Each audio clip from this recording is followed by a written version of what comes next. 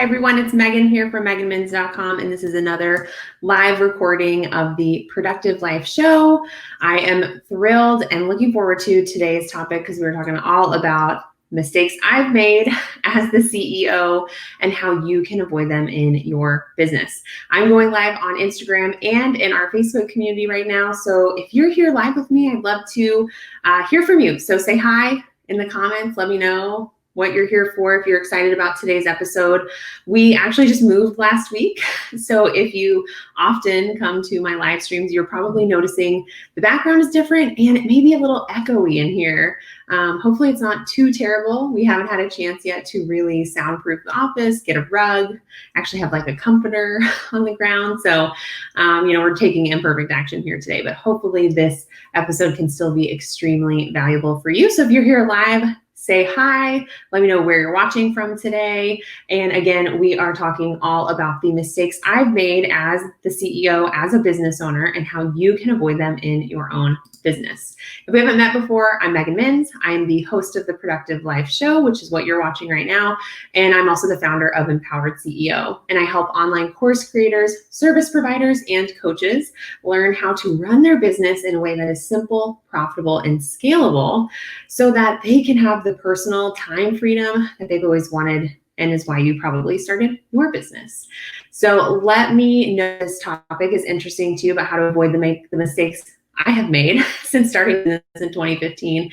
And if you're here and you think that this would be valuable for a friend or someone you know, I would love it if you would tag them in the comments or share this to your feed if you're watching on Facebook.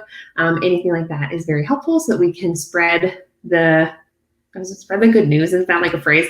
So that we can just let other people know about the Productive Life Show and that this episode would be helpful for them.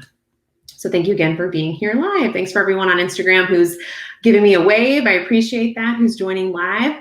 And quick reminder before we jump into today's topic that if you've been thinking of joining our coaching program, Empowered CEO, and you're here watching with me today on Thursday, October 29th, as I'm going live, then today is the last day you can apply for Empowered CEO to lock in our current enrollment rate, because we are increasing that investment starting tomorrow. So if you are interested about Empowered CEO, just want to make sure you know right off the bat to go to meganmins.com/apply and lock in our current enrollment rate. So let's jump into today's session. We're talking all about the mistakes I have made as a CEO. We're getting vulnerable here and how you can avoid them in your business as well.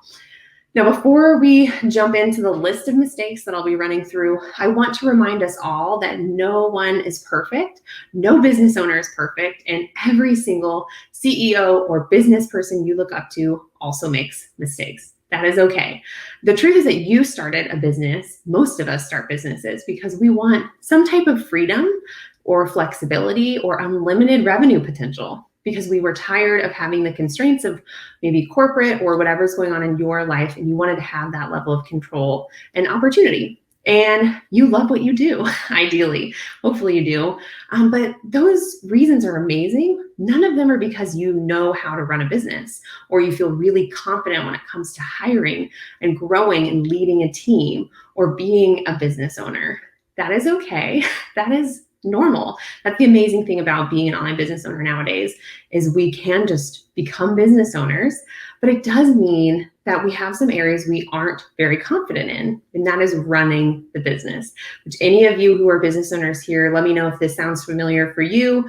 You feel like you spend most of your time dealing with running the business, figuring out how to hire someone, how to deal with difficulties with your team, what to offer, what should your profit margin be, what should you be doing with legal stuff, how should you be spending your time, how to be making decisions. The running the business is a lot of where your time goes as the CEO, and it's often the area we're the least comfortable and the least confident in.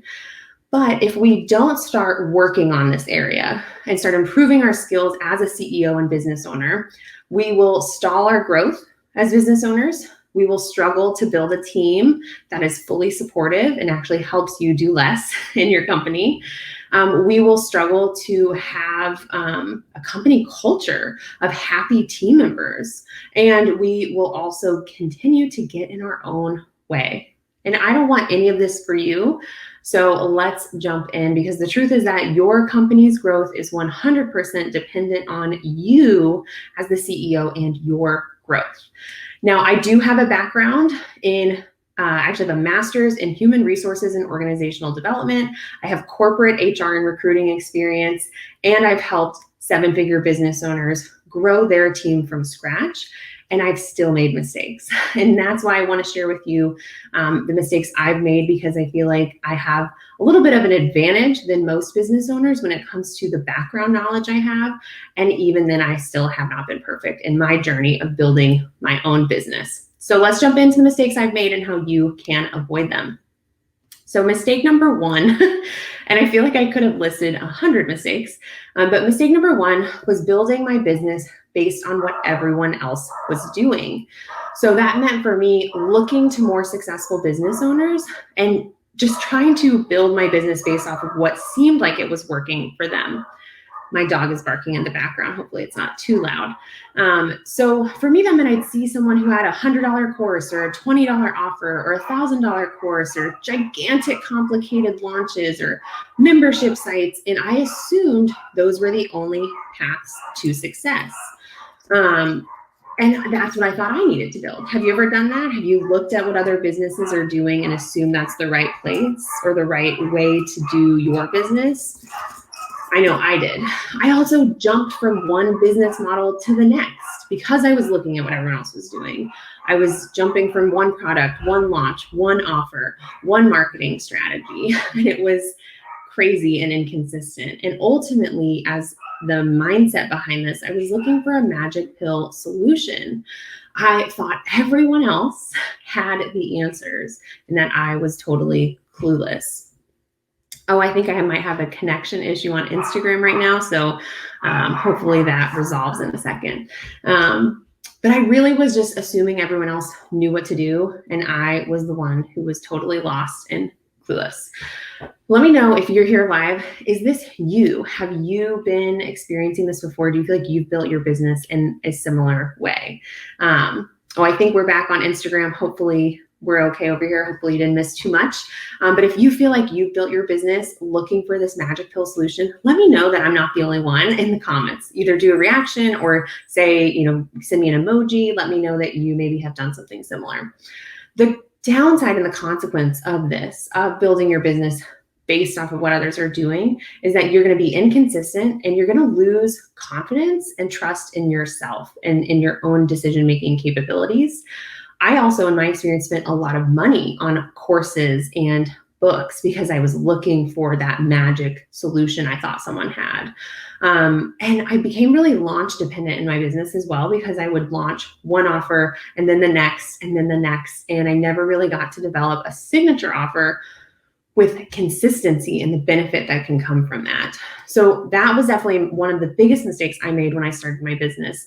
And how you can avoid this is that you can learn to connect with your own vision for your business and your life. You can learn to listen to your own intuition and start making decisions based off of it, even when your intuition and what your intuition is telling you maybe doesn't always seem like the most strategic thing to be doing. I often know for me that what my intuition is telling me maybe doesn't make the most sense, or maybe isn't the most leveraged solution, but I have to learn how to trust my intuition. And by choosing to make decisions intuitively instead of always leaning on strategy or what someone else is doing has been a game changer for me in my business and allowing me to start building a business that truly reflects me, my strengths, what I want from life, and my own confidence. So I'd love to see you be able to skip the mistake I made and jump straight to the trusting yourself and the building the confidence in your own decision-making abilities. So ultimately, we want to make the shift from, instead of modeling what others are doing, to starting to trust yourself and building a business that's yours and uniquely yours. And this is why one of the very first things I do with my Empowered CEO clients is we clarify their vision for business and life. I'm all about integrating the two, so we're absolutely looking at life as well. But that's one of the first things we do together. Okay, mistake number 2 for me was having a product suite that was full of low priced offers that were all very disjointed as well. So I had $12 spreadsheets, a $47 mini course, a $97 course. All of these things were launched and then kind of moved on. I never really relaunched things. I never leaned into a signature offer. All of these were low priced offers that were quite disjointed, that really put me in a bad situation as a business owner where I was launch dependent and I required a high volume of sales to actually see a dent financially. If I'm trying to sell a $12 spreadsheet and pay a payroll to myself, obviously that's going to take a lot of sales, which is pretty difficult to set yourself up for that expectation at the beginning of growing your business as well. So every month I felt like I was starting over because I just had a product suite full of low priced offers that were disjointed and absolutely not optimized. So instead, and how you can avoid making a similar mistake in your business, is to actually start at the higher end of your product suite first and focus on higher ticket offers. Now, high ticket can mean different things to different people. It may mean $20,000. It may mean $500. But ultimately, building a product suite where each sale brings in meaningful money for you, where you aren't stuck in this low ticket, high volume, high demand roller coaster ride. So that may be starting with one-on-one services, starting with a higher ticket group mastermind offer, or again, maybe a course, but a course that's $500 instead of $50. You can always roll out these low ticket offers over time. They will absolutely be beneficial to you and your clients, but instead of, struggling to get $20 sales, what if you could get one $500 sale or two $500 sales instead of the 50, however you would need for a $20 product? I think I just did totally terrible mental math just now, but I think you're getting the point. And I feel like for years of my business, I was struggling every month starting from zero because of the way my product suite was. So I would love for you to focus on higher ticket products first. Have a signature offer would be even amazing. You can just focus on that and be simple and strategic in how you spend your time instead of being really disjointed.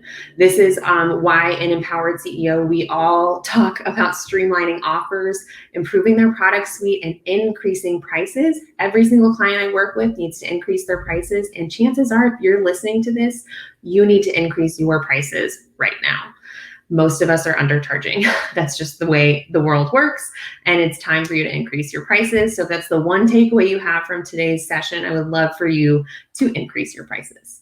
So the third mistake I've made as a CEO, as a business owner, is planning too much. Now, I love to plan. If you are a planner, let me know. Give me a reaction if you're here live.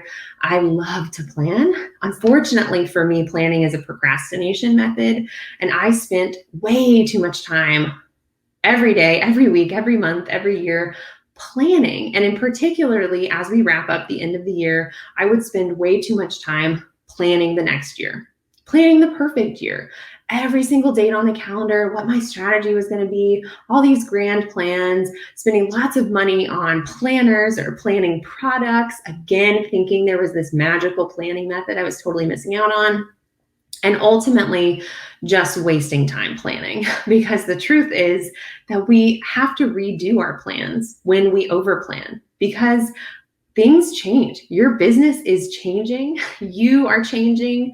So it's very natural that as you learn and grow and develop new skills, your plans are going to need to evolve and change as well. So I don't want you to make the same mistake I did of over planning because you're just procrastinating and ultimately not using your time wisely. Planning can feel very productive. And I'm not saying we do zero planning, but I'm saying we do the right amount of planning. And that's what I want for you. So in order to avoid this mistake in your business, I want you to plan just enough. And for me, and for my clients, that means no more than 90 days in advance. And sometimes, depending on what's going on in your business, we may be planning as short as 4 to 6 weeks at a time. Very different than an annual plan that you spent hours working on, right? And that's because your plans are going to change. Our plans change within 90 days, which is why sometimes even just 4 weeks is good. I don't want you to feel like you need to have a locked in annual plan. I want you to plan just enough. And as you grow a full-time team and your company grows and there's more and more people involved, yes, planning farther in advance does become more strategic, but most of us are not there right now. You don't have a team of 15 or 20 full-time team members most likely, so you probably don't need to be planning beyond 90 days. And honestly, even when you have a team that big, I think 90 days is still plenty of time to be planning within. This is why part of my Empowered CEO program is all about planning in 90-day increments. And we even do live quarterly planning together as a group at the end of each quarter so that we can all be operating off of this planning just enough approach instead of falling into the trap of using planning as a procrastination method. So I know for those of you like me who love to plan, that is a sad mistake, and we can still find the joy in planning. We just want to focus in doing just enough.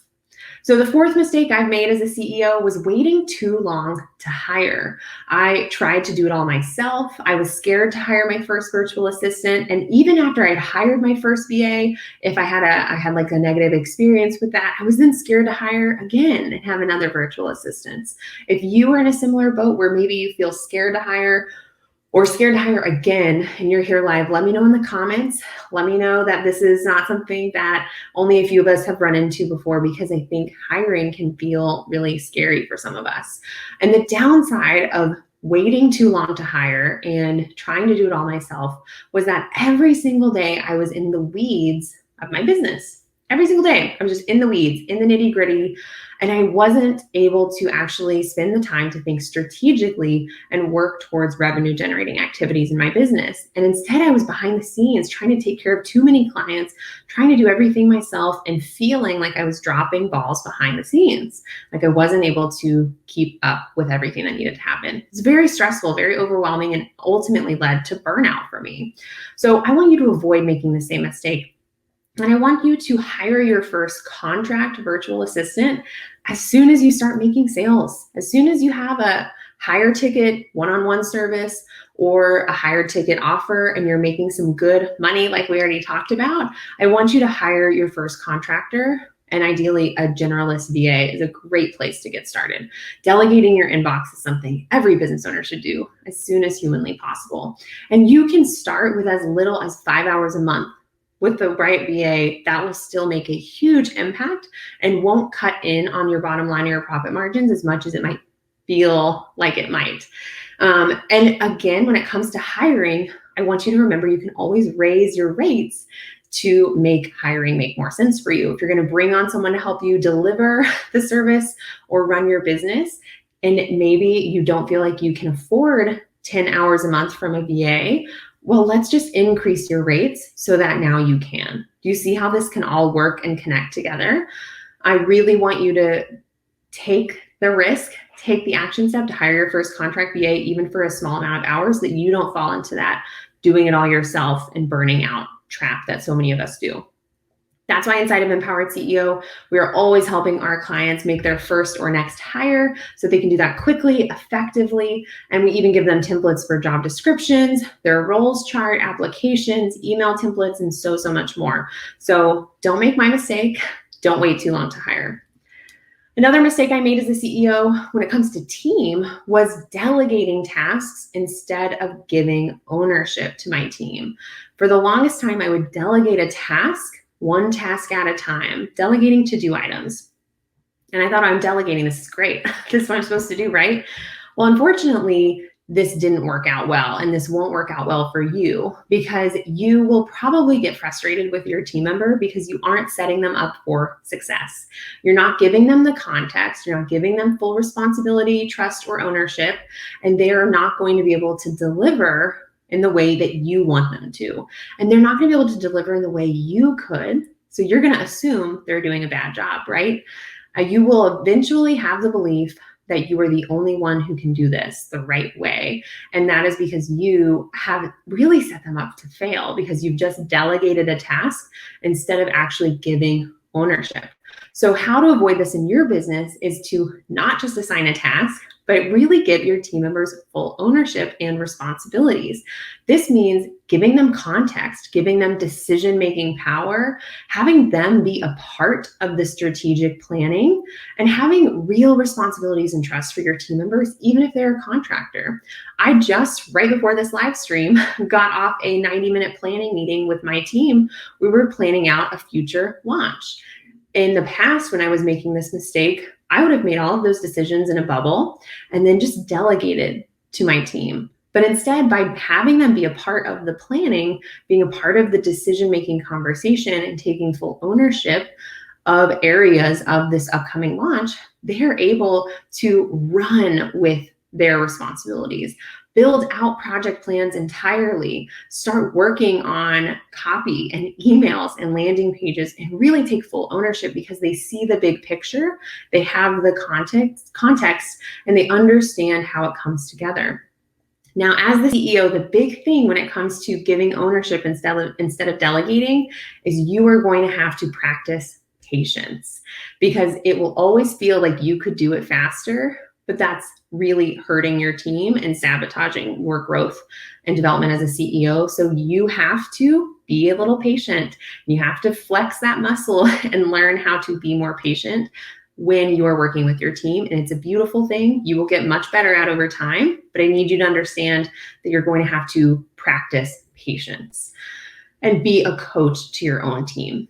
This is why inside of Empowered CEO, we spend a lot of time coaching our clients on how to coach their team, on how to deal with these interactions, how to communicate more effectively, how to delegate true ownership instead of just to-do items. And it can change everything in your business. Another mistake I made was believing that my personal life was holding my business back. I don't know about you, but for me, for the longest time in my business, I felt like I was working around the clock and I was still behind. I didn't have any hobbies. I didn't know what to do in my free time. And I actually ended up resenting my personal life. If you have experienced that, please let me know. I'm not the only one if you're here live while I'm going through this, but I really felt like there was never enough time.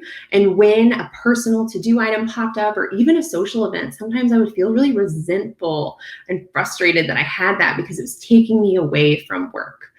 Obviously, this is not healthy. And for me, this really created a life that while I had a successful business, I was really miserable and frustrated behind the scenes because I didn't want to resent my friends or my personal life. It didn't feel good, but I really felt trapped in that cycle.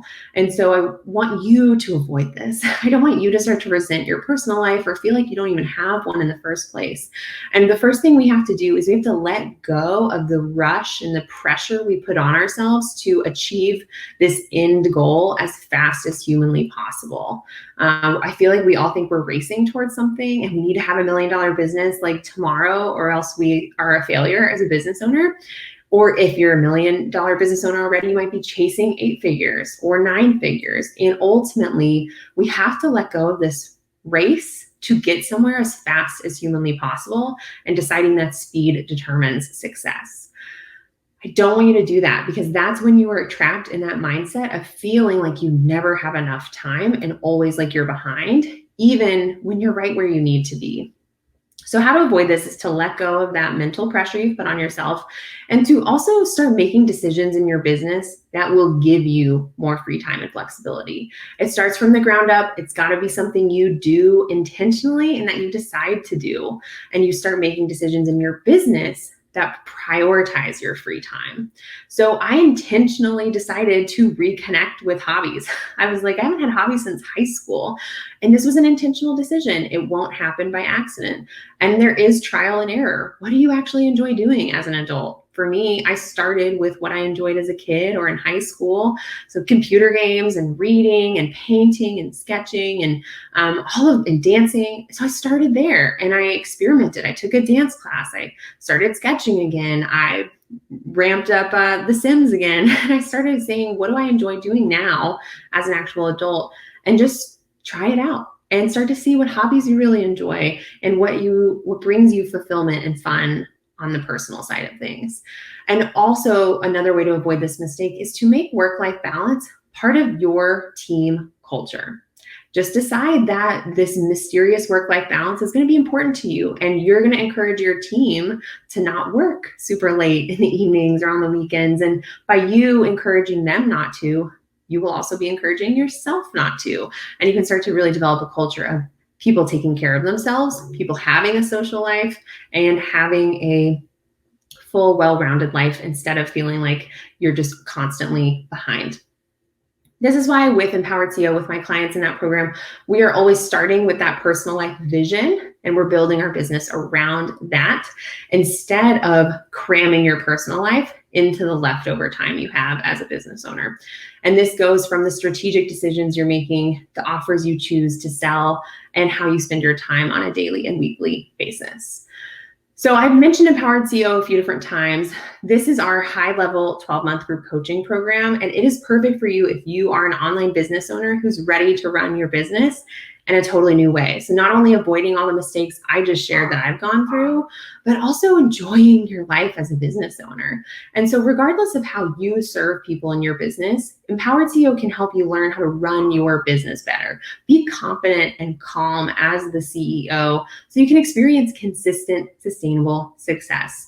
We do this by guiding our clients through our 3-part Empowered CEO framework so that they can learn how to develop a scalable strategy. So they have the clear vision, they have a intentionally designed product suite, and they know how to establish their expertise in their industry so that they can truly have that scalable strategy that isn't exclusively dependent on them. Sounds great, right?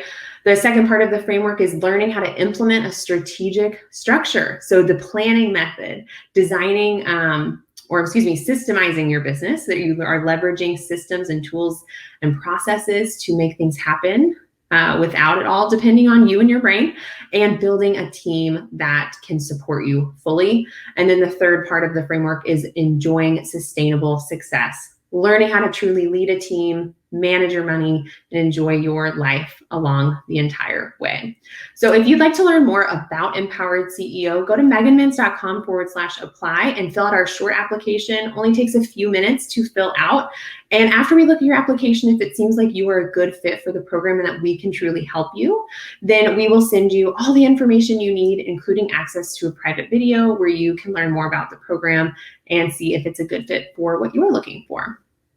And if you're here live with me, just another reminder that today is the last day to apply to lock in our current enrollment rate because the investment is increasing tomorrow. So definitely apply today at meganmintz.com/apply in order to lock in our current investment rate. And just a reminder, as we wrap up today's session, no CEO is perfect. That is okay. Hopefully by sharing some of the mistakes I've made along the way and how you can avoid them is going to help you speed up the process a little bit of not falling into some of these same mistakes and traps that I did when I was growing my business. And I just want to encourage you that stepping into the role of CEO in your business and going from just kind of running your business on the side to truly growing your business and owning this identity as a CEO is one of the most incredible personal development journeys you can ever go on. And I'm so excited for you. I'm so proud of you for stepping up and being on this journey. And I would love to support you however me and my team can along the way. If you enjoyed today's live session, please share this with a friend. And it would mean so much to us if you would actually go to iTunes or your favorite podcast player, leave a review, subscribe to us on YouTube, join our free Facebook community at meganmintz.com/community. All of this makes an impact on what we do and allows us to reach more people. And it would mean so much to me. And again, go to meganmintz.com/apply to find out more about Empowered CEO and do what you need to apply so you can lock in our current enrollment rate. Thanks so much for being here live. I will see you next week on another live episode of the Productive Life Show. And I hope you have a great rest of your week. Thanks, everyone. Bye. Thank you for listening to the Productive Life Podcast. If you enjoyed today's episode, it would mean so much to me if you would share your biggest takeaway on your Instagram stories or wherever you hang out. This helps me understand what you find the most helpful so that I can make more episodes and resources like this. If this podcast has helped you at all, please take just 1 minute to leave a review on iTunes so that we can help spread the word about the Productive Life Podcast with others who may enjoy it. And last but not least, don't forget to subscribe to the podcast to get the latest episodes sent to you directly. To learn how to work with me one-on-one or get instant access to freebies, trainings, templates, workshops, and more, be sure to go to meganmins.com right now. I'll see you in the next episode.